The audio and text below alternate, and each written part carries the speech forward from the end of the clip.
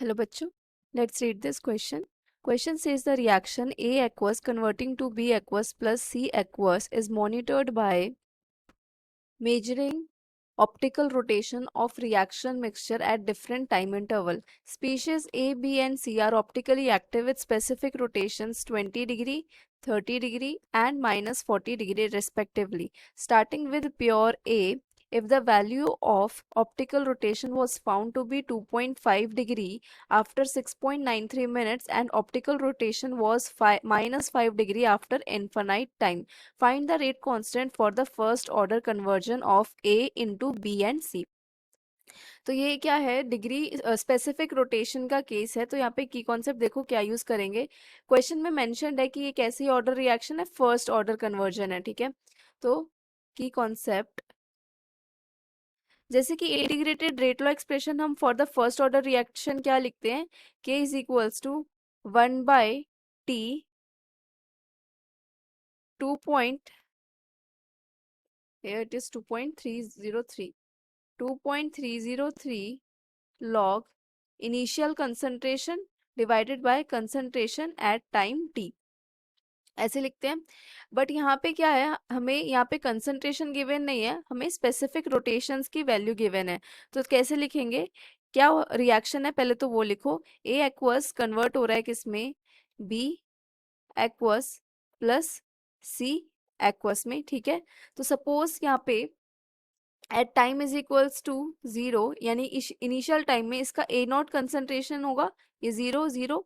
Eight t is equals to 6.93 minutes में suppose यहाँ पे कुछ एक्स कंसंट्रेशन डिसोसिएट हो जाएगा, रिएक्ट कर जाएगा, फॉर्म कितना होगा यहाँ पे, ए नॉट फॉर्म होगा, सॉरी एक्स एक्स फॉर्म होगा,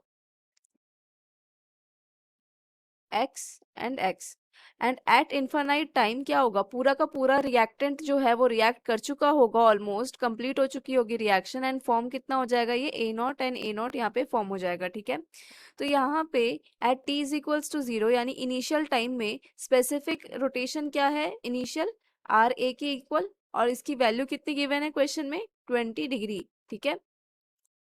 एट 6.93 स्पेसिफिक रोटेशन की वैल्यू कितनी हो गई है, 6.93 मिनट्स में, यानी कि एट टी मिनट्स में, एट टी टाइम में स्पेसिफिक रोटेशन की वैल्यू हो चुकी है 2.5 डिग्री। और हम ये किसके लिए लिख रहे हैं, फॉर रिएक्टेंट के लिए लिख रहे हैं, क्योंकि आपका जो रेट होता है वो रिएक्टेंट के कंसंट्रेशन या रिएक्टेंट के प्रेशर या रिएक्टेंट के अमाउंट पे ही डिपेंड करता है। और यहाँ पे रिएक्टेंट क्या है, a aqueous is the reactant.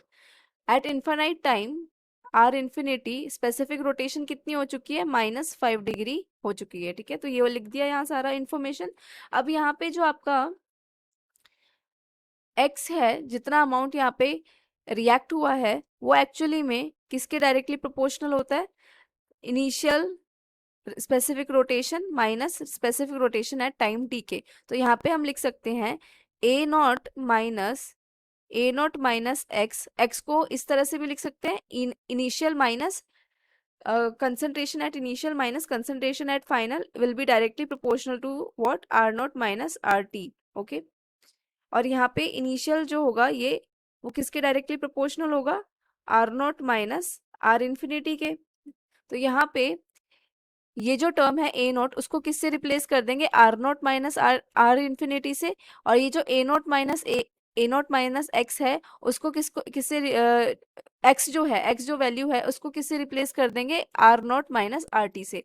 तो जब ऐसा करेंगे और पुट करेंगे वैल्यूज, तो हमारे पास एक अलग इक्वेशन बन के आएगी, 2.303 upon t log r naught minus r infinity divided by r naught minus r infinity minus x की क्या वैल्यू है, r naught minus r t. तो यहाँ से आर नॉट और आर नॉट नीचे कैंसिल हो रहा है डिनोमिनेटर में, और हमारे पास रेट कांस्टेंट की वैल्यू क्या आ रही है, 2.303 upon t log r naught minus r infinity divided by r t minus r infinity, ठीक है। आप इस इक्वेशन को डायरेक्ट भी याद कर सकते हो, ताकि जो क्वेश्चन आए आपको इतनी सारी डेरिवेशन बार बार करने की जरूरत ना पड़े, ठीक है। Now here according to the question r naught है कितना, 20 डिग्री, आर टी कितना है 2.5 डिग्री एंड आर इन्फिनिटी है -5 डिग्री एंड टाइम है 6.93 मिनट्स। अब सारी वैल्यूज को पुट कर देंगे, so we will get k is equals to 2.303 upon 6.93 log 20 minus -5 divided by 2.5 minus -5. So k will be equals to 2.303 upon 6.93 log 25 divided by 7.5. जब इसे solve कर लेंगे तो आपके पास रेट कांस्टेंट की वैल्यू आएगी 0.173 minute inverse. This is the value of the rate constant and your final answer. Hope you understood it well. Best of luck.